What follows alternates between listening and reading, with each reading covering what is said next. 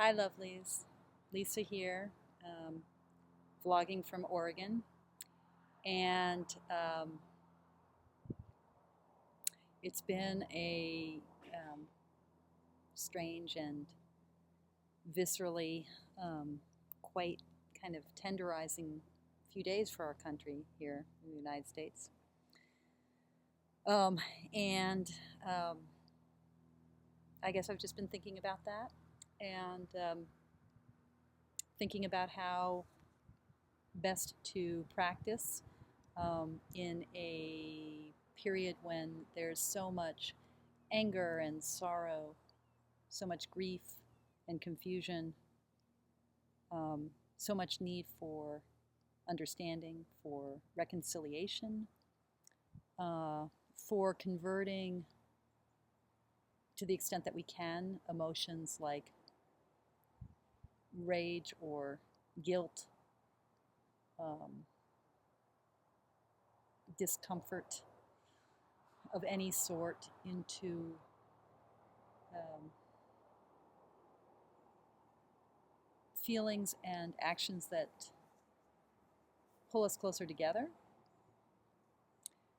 but without sacrificing clarity about our unique positions in and our unique histories.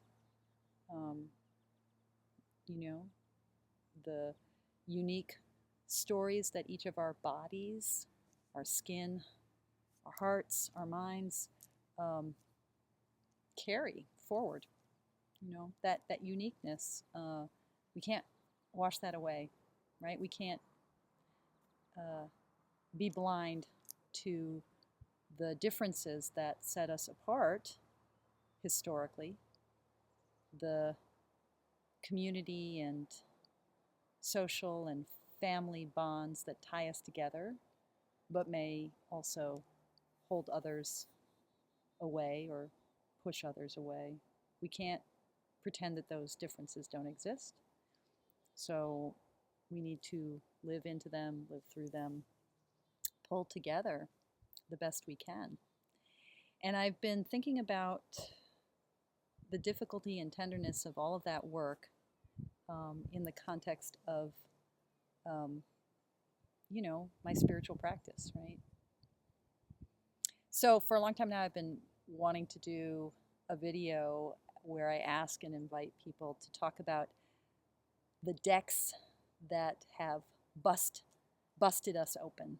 Not just like the favorite decks or the decks we really love or the decks we resonate with, but decks that have really busted something open, that have really gone exploded our hearts and really deeply challenged and transformed us, and inviting people to share what those decks are, and maybe some of the stories behind them.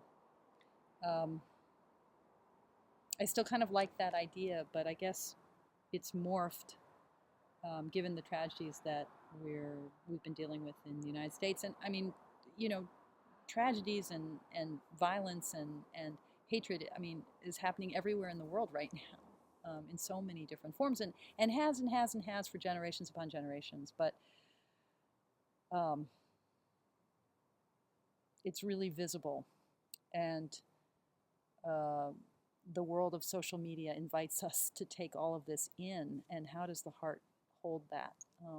So I think I think what my question is, to myself and to all of you is, where does tarot fit into all of that? How does our relating to um, those 78 cards, or any process of divination or any kind of oracle that we involve ourselves with?